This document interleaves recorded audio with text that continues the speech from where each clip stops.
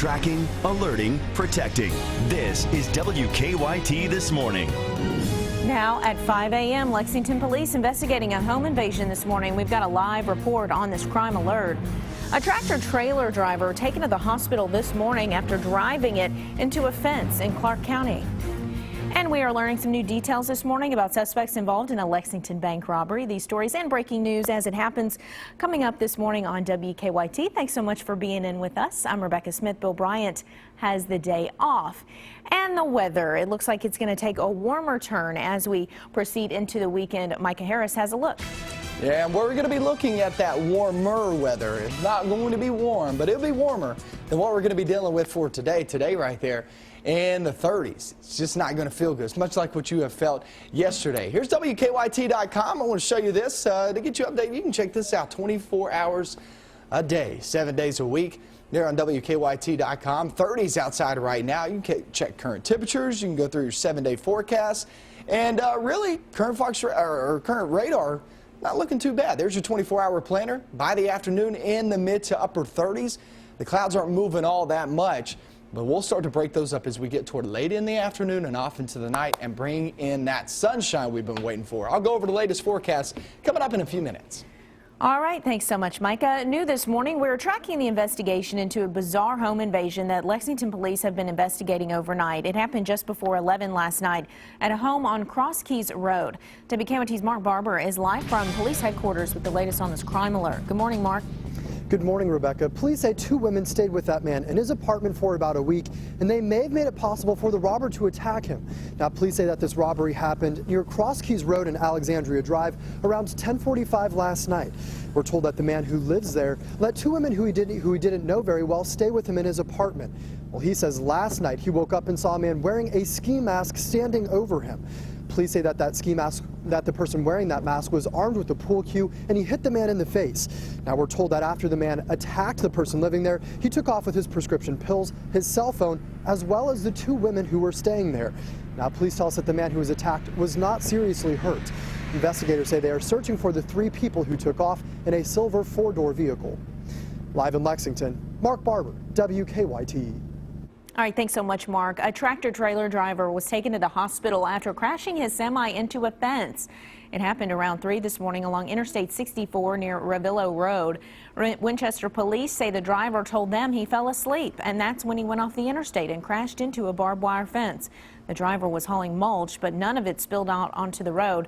Interstate traffic was not affected.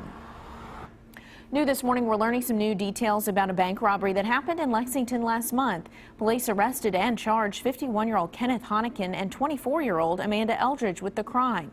Today, court documents are shedding more light on how the robbers stole from the bank. Victor Puente is live from the United Bank on Harrodsburg Road. Victor, what can you tell us about this? Well, according to Kenneth Honikin's arrest warrant, it was a family member of the woman who police say was with him during the robbery who identified the pair. Now, that was after surveillance pictures from that robbery were released. It happened November 25th at the United Bank on Harrodsburg Road. Police say 52-year-old Kenneth Honikin and 24-year-old Amanda Eldridge went into the bank, and Eldridge gave the teller a note that said, quote, "I have a gun. If I don't leave with $5,000, he will kill me. Hurry, stay calm." Court documents say multiple family members identified the pair. Police say the purple truck the 2 used to leave the robbery is owned by Honikin's father. Honikin was arrested yesterday in Lexington. Eldridge was arrested in Jessamine County. He's being charged with first-degree robbery. He'll be arraigned later today.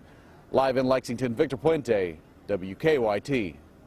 Well, it went unsolved for more than 2 years, but now police in southern Kentucky say they've arrested a man accused of killing an elderly Ohio woman. 56-year-old Daniel French faces many charges, including murder and abuse of a corpse. Police arrested him in Rockcastle County yesterday. Investigators in Butler County, Ohio, say French killed 87-year-old Barbara Howe in what they call one of the most brutal crimes in their history. She went missing from her retirement home in 2012 and was found dead in the trunk of her car. Folks living there say they were shocked to find out French could be responsible for the crime. I was just really shocked to pull into the driveway and see all the state police cars next door. I mean, I would have never guessed that would be a place that they would ever show up at. Well, we asked French at the jail if he wanted to do an interview, but he declined our request. A horrible discovery outside a Rowan County home. Investigators say they found 2 starving and injured dogs, one of which had already died. We do have a warning for you this morning. Some of you may find this video disturbing. The surviving dog, a Doberman, is now being cared for by the Star Rescue Group. Members there say the dog, now named Lola, has skin and ear wounds and weighs much less than she should. They're now trying to nurse that dog back to good health. We've seen a lot of horrific things through the years, and she's one of the worst starved ones allegedly starved ones that we've ever come across. So far, no charges have been filed in the case. We talked to Lola's former owner off camera. He says she and the dog that died were both given plenty of food and water. He claims Lola would eat but still would lose weight. Well, what investigators call a case of organized retail crime led to police raids of 5 Pulaski County businesses. There are all gas stations or Food Mart stores, according to investigators. The prosecutor's office in Pulaski County says people would steal merchandise from Kroger, Walmart, and sell it to smaller stores. Police arrested 10 people, charging them with organized retail crime. Investigators say the crime has far-reaching impacts. Your retailers lose out, your wholesalers lose out, and ultimately the consumer, we're all paying the price of it. Police and prosecutors say the arrests are the result of a 2-month-long investigation. All those arrested were indicted last week, but those indictments sealed until yesterday to give police time to make and serve other warrants. A Lexington attorney accused of theft is now behind bars. Police looked for John Scott Benton for more than a year. They say he stole two statues from a Versailles art gallery in July of last year. Benton didn't show up for a court hearing 3 months later, so a warrant was issued for his arrest. The U.S. Marshal's Office and Lexington Police arrested him yesterday morning at a home on Dory Drive. A man accused of murdering his wife in Lexington earlier this year is set to appear before a judge once more today. Michael Crowe is set to have a bond hearing today. He's charged with murdering his wife, Felicia Walker, in April. Her body was found at the America's Best Value Inn on Versailles Road.